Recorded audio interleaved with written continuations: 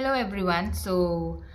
अगर आप KVS NVS की तैयारी कर रहे हैं तो ये वीडियो प्लीज़ एंड तक देखिए, क्योंकि मैंने इसमें कुछ ऐसे पॉइंट्स डिस्कस किए हैं जिसमें जो आपको हेल्प कर सकते हैं केवीएस एनवीएस के एग्ज़ाम्स क्रैक करने के लिए। तो प्लीज़ ध्यान से सुनिएगा और फोकस करिएगा इन सब चीज़ों पे, और आपका एग्ज़ाम होपफुली क्लियर हो सकता है फर्स्ट अटैम्प्ट में अगर आप कर रहे हैं तो। पहली चीज़ है, आपको एलिजिबिलिटी देखनी है अपनी कि आप उस एलिजिबिलिटी में मतलब क्राइटेरिया में फॉल करते हैं कि नहीं। ठीक है, इसमें आपको जो भी वो नोटिफिकेशन आएगी उसमें जो भी पूछेंगे वो ध्यान में रखना है। ठीक है, उसके बाद सिलेबस में 3 उसमें डिवाइडेड होगा। एक तो जनरल, जैसे मैंने आपको बताया था, और टीचिंग, मेंस, 3 चीज़ों में डिवाइड होगा। 40, 60 एंड 80 मार्क्स ऐसा रहेगा। ठीक है, आपको एनसीईआरटी तो पढ़नी ही पढ़नी है। ठीक है, अगर आप एनसीईआरटी नहीं पढ़ेंगे तो आपके बेसिक्स क्लियर नहीं होंगे। ठीक है, उसके बाद बुक्स के ऊपर मैं आ जाती हूँ। रीजनिंग के लिए आप कोई भी बुक ले सकते हैं, जो आपको सही लगे वो आप पढ़िए, जो आपको अच्छी लगती है। ठीक है, जो आपको इजी लगती है समझने के लिए। ज़रूरी नहीं है कि आपको किसी ने बोल दिया कि ये वाली बुक से पढ़ो बहुत अच्छी है, नहीं, आप जाओ चेक करो कि आपको समझ में आ रहा है या नहीं आ रहा है। ठीक है, उसके बाद हिंदी और इंग्लिश ग्रामर की बुक तो आप पढ़ें, वो आप पढ़ेंगे, उसमें से ही क्वेश्चंस आएंगे, जनरली उसी में से आते हैं। ठीक है, और फिर आते हैं कंप्यूटर्स के ऊपर। एक घटना चक्र करके एक बुक आती है कंप्यूटर्स की, जिसमें उसमें बेसिक सब कवर है। छोटी सी बुक है, ज़्यादा बड़ी नहीं है, तो आप उससे पढ़ सकते हैं। ठीक है, और उसके बाद करंट अफेयर्स मतलब पिछले 1 साल का आप पूरा पढ़ लीजिए। न्यूज़पेपर पढ़ते हैं तो बहुत अच्छी बात है, नहीं तो मैगज़ीन ले सकते हैं। एक स्पीडी करके एक मैगज़ीन आती है जिसमें सब करंट अफेयर्स रहते हैं, तो आप वो ख़रीद सकते हैं अगर आप खरीद सकते हैं। अदरवाइज इंटरनेट तो आपके पास है ही, यूट्यूब भी है, तो आप करंट अफेयर वहाँ से कवर कर सकते हैं। ठीक है, उसके बाद आता है टीचिंग। देखो, टीचिंग के लिए कोई बुक नहीं होती है, सीधी सी बात है। आपको कोई टीचर ही बता सकता है कि टीचिंग में क्या होता है। यहाँ अगर आप खुद पढ़ाते हैं तो बहुत अच्छी बात है। जो भी रियल लाइफ सिचुएशंस हैं वो तो आप अपने दिमाग से ही करोगे ना। कोई किताब आपको नहीं बता पाएगी कि ये सिचुएशन में आप क्या करोगे। जो आप ना करना चाहेंगे वही होगा, है ना। उसके बाद मेंस के लिए एनसीईआरटी का सिलेबस, फुल टॉपिक्स वगैरह आप कर लीजिए। ठीक है, और उसके बाद नोट्स। अब आप सोचेंगे कि नोट्स कहाँ से लें, कैसे लें।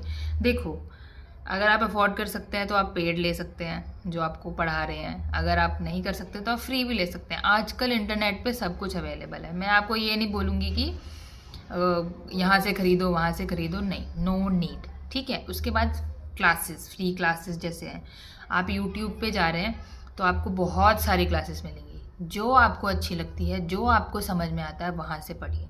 अगर आपको मेरे से पढ़ना है तो प्लीज़, आई वॉन्ट एटलीस्ट कम से कम 50 लोग तो मुझे कमेंट करके बोलो कि आप मेरे से पढ़ना चाहते, तो मैं भी वीडियोस बना के अपलोड करूं।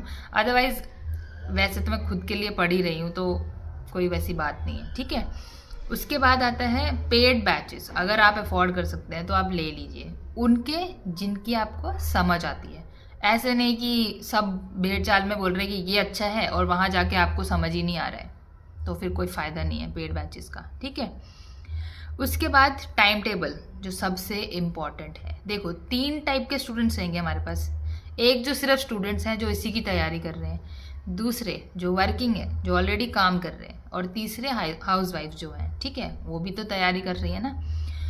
तो जो स्टूडेंट्स हैं उनको 8 आवर्स तो चाहिए ही चाहिए।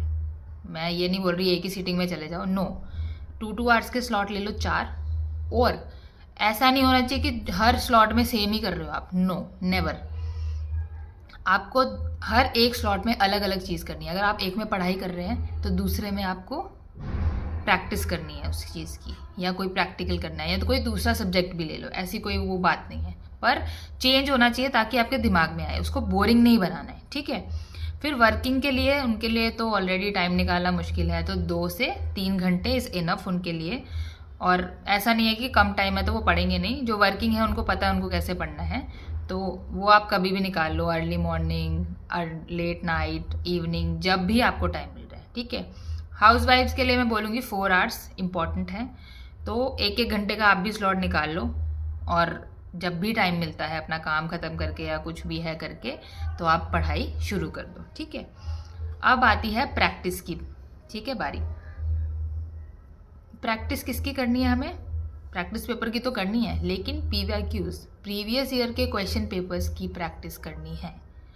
और अगर मैं प्रीवियस ईयर के क्वेश्चन पेपर्स की बात कर रही हूँ तो आप सब्जेक्ट वाइज करेंगे। ऐसा नहीं है कि आज एक सब्जेक्ट किया है, फिर कल दूसरा किया है, फिर तीसरा किया है, फिर चौथा किया है। नो, आपको 10 क्वेश्चन पेपर्स उठाने हैं एक ही सब्जेक्ट के, पहले उनको करना है, फिर नेक्स्ट सब्जेक्ट पकड़ना है, फिर नेक्स्ट सब्जेक्ट पकड़ना है। जब वो सब हो जाते हैं उसके बाद आप फुल पेपर की प्रैक्टिस कर सकते हैं। वो भी 10 उठाओ और उनकी प्रैक्टिस करो तो ही काम आएगा। ऐसा नहीं है कि आज एक किया कल दूसरा किया, उसका कोई फ़ायदा नहीं है, बिल्कुल भी कोई फ़ायदा नहीं है। उसके बाद यूट्यूब में तो बहुत सारे आपको मिलेंगे यूट्यूब वीडियोस वगैरह, तो आप सेव करो उनको, वहाँ से पढ़ो, ठीक है।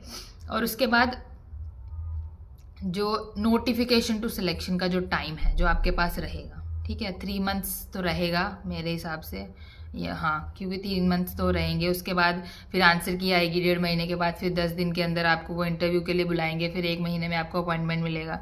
तो उस चीज़ का भी सब्र से वेट करना है। जब आपके पास वो जो टाइम मिल रहा है उसमें आपको किसकी तैयारी करनी है? इंटरव्यू की, ठीक है। उसके बाद कंप्यूटर एंड टीचिंग एक्सपीरियंस, अगर ये दोनों आपके पास है ना तो बहुत अच्छी बात है। अगर आपके पास एक है तो भी चलेगा, पर बहुत अच्छी बात है अगर आपके पास दोनों हैं। अब मैं ये नहीं बोल रही हूँ कि आपको टीचिंग करनी है या वो, अगर आप कहीं से मैनेज कर सकते हैं ये दोनों चीज़ें तो बहुत अच्छी बात है। ऑन पेपर हमें चाहिए, सो आप आगे समझदार हैं, तो इन चीज़ों को अगर आप फॉलो करेंगे तो आपके जो चांसेस हैं ना वो बढ़ जाएंगे for the selection. So all the best, इन सब चीज़ों का ध्यान रखिएगा और अच्छे से पढ़ाई करिएगा। और अगर आपको लगता है कि मैं आपको पढ़ा सकती हूँ तो प्लीज़ मुझे बताइए, मैं ज़रूर वीडियोज़ अपलोड करूँगी। Thank you so much for watching.